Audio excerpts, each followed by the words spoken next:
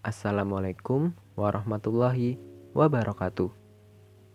Di video kali ini, kami akan menjelaskan tentang kasus-kasus pelanggaran hak dan pengingkaran kewajiban warga negara. Sebelumnya, kami dari kelompok 8, saya Ardi Zulfa Fadila, dan kedua teman saya, Asfa Zaidanaki dan Putra Panca Prasetya. Kami dari kelas 12 MIPA 1. Yang pertama, yaitu makna hak dan kewajiban warga negara. Hak merupakan semua hal yang Anda peroleh berupa kewenangan atau kekuasaan untuk melakukan sesuatu yang diperoleh akibat dilaksanakannya kewajiban. Hak ini dibedakan menjadi dua. Yang pertama, ada hak asasi manusia, yaitu hak yang melekat pada diri setiap pribadi manusia.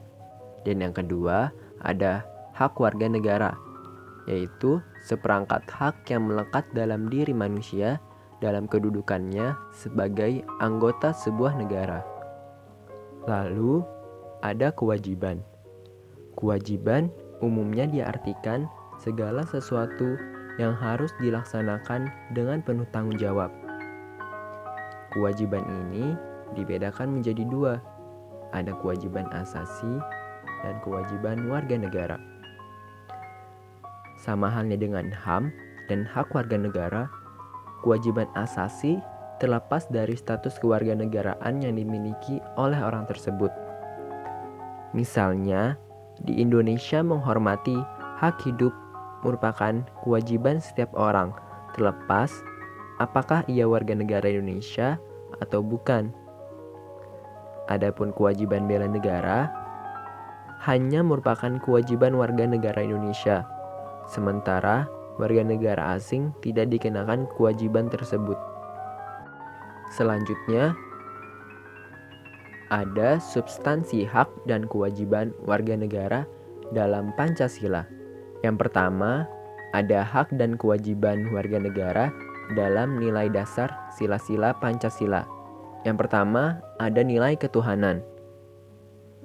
Sila pertama ini juga menggariskan beberapa kewajiban warga negara untuk membina kerjasama dan tolong-menolong dengan pemeluk agama lain sesuai dengan situasi dan kondisi di lingkungan masing-masing.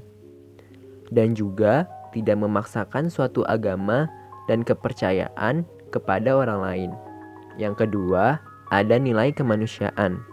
Dalam sila kedua ini, ada diantaranya kewajiban untuk memperlakukan orang lain sesuai harkat dan martabatnya sebagai makhluk ciptaan Tuhan Yang Maha Esa, dan melakukan berbagai kegiatan kemanusiaan.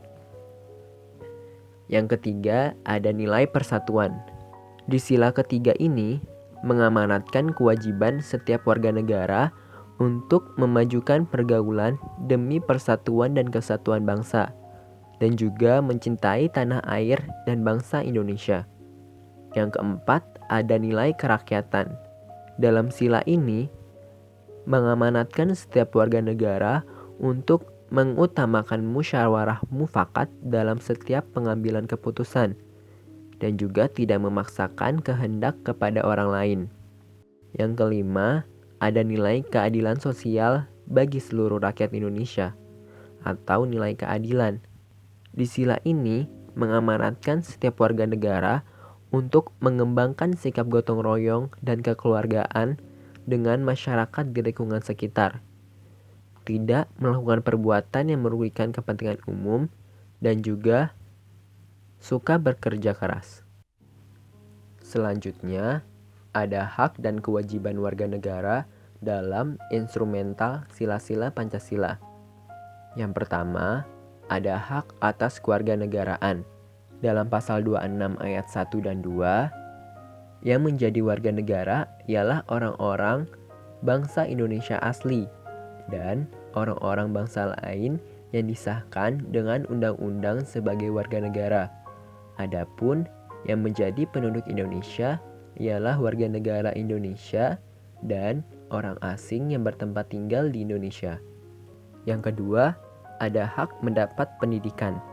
Dalam pasal 31 ayat 1 Undang-Undang Dasar Negara Republik Indonesia tahun 1945 menetapkan bahwa setiap warga negara berhak mendapat pendidikan. Ketentuan ini merupakan penegasan hak warga negara untuk mendapatkan pendidikan. Yang ketiga, ada kemerdekaan memeluk agama. Dalam pasal 29 ayat 2 menyatakan negara menjamin kemerdekaan tiap-tiap penduduk untuk memeluk agamanya masing-masing dan untuk beribadat menurut agamanya dan kepercayaannya itu. Hal ini merupakan hak warga negara atas kebebasan beragama. Lalu yang keempat ada perekonomian nasional. Pasal 33 UUD NRI tahun 1945 mengatur tentang perekonomian nasional. Pasal 33 terdiri atas 5 ayat, yaitu sebagai berikut. 1. Perekonomian disusun sebagai usaha bersama berdasar atas asas kekeluargaan. 2. Cabang-cabang produksi yang penting bagi negara dan yang menguasai hajat hidup orang banyak dikuasai oleh negara. 3. Bumi dan air dan kekayaan alam yang terkandung di dalamnya dikuasai oleh negara dan dipergunakan untuk sebesar-besar kemakmuran rakyat. 4. Perekonomian nasional diselenggarakan berdasar atas demokrasi ekonomi dengan prinsip kebersamaan, efisiensi berkeadilan, berkelanjutan, berwawasan lingkungan, kemandirian, serta dengan menjaga keseimbangan kemajuan dan kesatuan ekonomi nasional.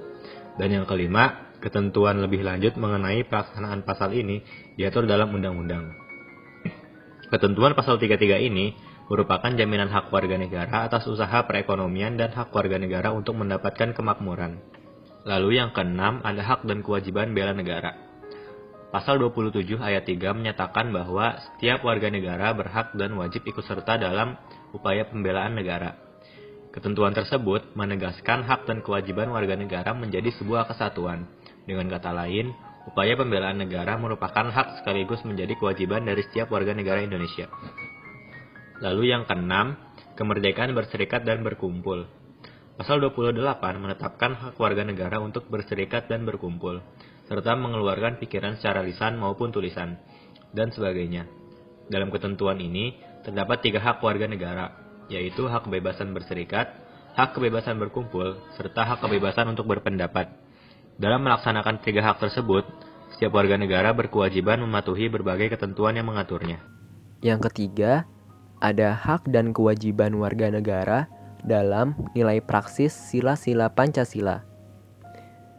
Nilai praksis merupakan realisasi dari ketentuan-ketentuan yang termuat dalam perundang-undangan yang terwujud dalam sikap dan tindakan sehari-hari. Hak dan kewajiban warga negara dapat terwujud apabila nilai-nilai dasar dan instrumental dari Pancasila itu sendiri dapat dilaksanakan dalam kehidupan sehari-hari oleh seluruh warga negara.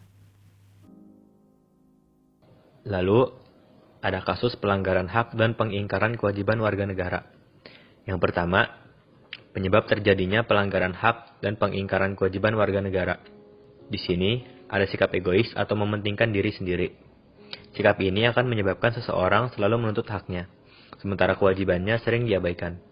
Seseorang yang mempunyai sikap seperti ini akan menghalalkan segala cara supaya haknya bisa terpenuhi, meskipun caranya tersebut dapat melanggar hak orang lain.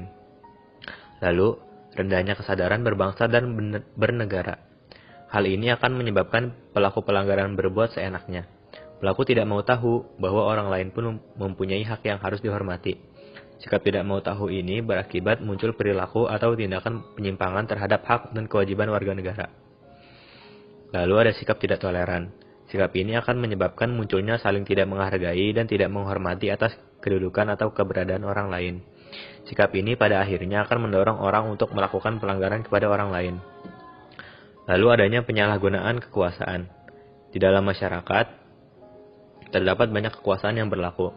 Kekuasaan di sini tidak hanya menunjuk pada kekuasaan pemerintah, tetapi juga bentuk-bentuk kekuasaan lain yang terdapat di dalam masyarakat. Salah satu contohnya adalah kekuasaan di dalam perusahaan. Para pengusaha yang tidak memperdulikan hak-hak buruhnya jelas melanggar hak warga negara. Oleh karena itu, Setiap penyalahgunaan kekuasaan mendorong timbulnya pelanggaran hak dan kewajiban warga negara. Ketidaktegasan aparat penegak hukum. Aparat penegak hukum yang tidak bertindak tegas terhadap setiap pelanggaran hak dan pengingkaran kewajiban warga negara tentu saja akan mendorong timbulnya pelanggaran lainnya. Penyelesaian kasus pelanggaran yang tidak tuntas akan menjadi pemicu bagi munculnya kasus-kasus lain.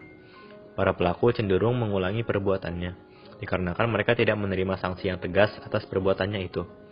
Selain hal tersebut, aparat penegak hukum yang bertindak sewenang-wenang juga merupakan bentuk pelanggaran terhadap warga negara dan menjadi contoh yang tidak baik, serta dapat mendorong timbulnya pelanggaran yang dilakukan oleh masyarakat.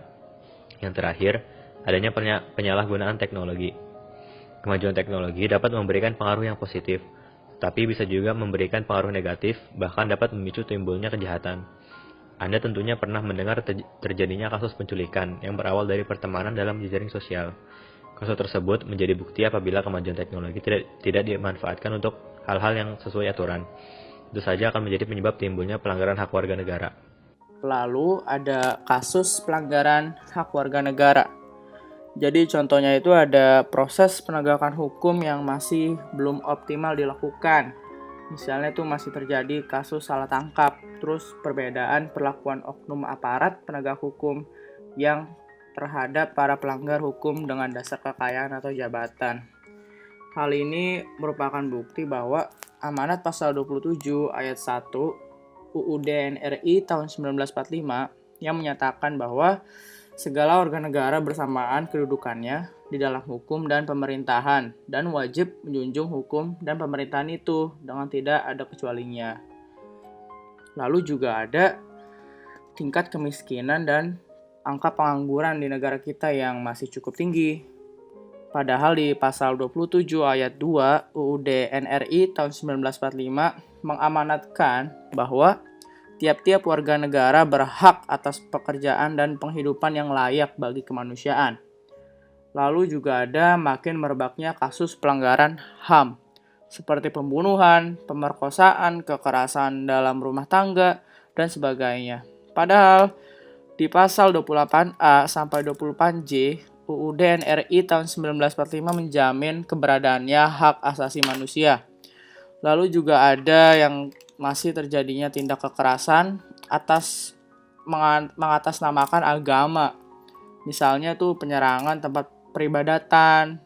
Padahal di pasal 29 ayat 2 UUD NRI tahun 1945 menegaskan bahwa negara menjamin kemerdekaan tiap-tiap penduduknya untuk memeluk agamanya masing-masing dan untuk beribadah menurut agamanya dan kepercayaan itu. Lalu juga ada angka putus sekolah yang cukup tinggi. Ini mengindikasikan bahwa belum terlaksananya secara sepenuhnya amanat pasal 31 ayat 1 UUD NRI tahun 1945 yang menyatakan bahwa setiap warga negara berhak mendapat pendidikan. Lalu juga ada pelanggaran hak cipta yang misalnya peredaran VCD atau DVD bajakan, perilaku plagiat dalam membuat sebuah karya dan sebagainya. Contoh-contoh yang diuraikan di atas membuktikan bahwa tidak terpenuhinya hak warga negara dikarenakan adanya kelalaian atau pengingkaran dalam pemenuhan kewajiban sebagaimana yang dipersyaratkan dalam UUD NRI tahun 1945. Lalu ada kasus pengingkaran kewajiban warga negara. Di sini pasti kalian tahu bahwa ada slogan yang menyatakan bahwa orang bijak itu taat pajak. Slogan ini itu menyerukan kepada masyarakat bahwa wajibnya masyarakat Indonesia untuk membayar pajak negara. Padahal pembayar pajak itu bukan hanya kewajiban warga negara saja, tetapi masih banyak lagi bentuk lainnya seperti taat aturan, terus menjunjung tinggi pemerintahan dan bela negara. Kewajiban-kewajiban tersebut dilaksanakan akan mendukung suksesnya program pembangunan di negara serta mendorong terciptanya keadilan, ketertiban, perdamaian, dan yang lainnya. Tetapi pada kenyataannya, saat ini tuh banyak terjadi pengingkaran terhadap kewajiban-kewajiban warga negara.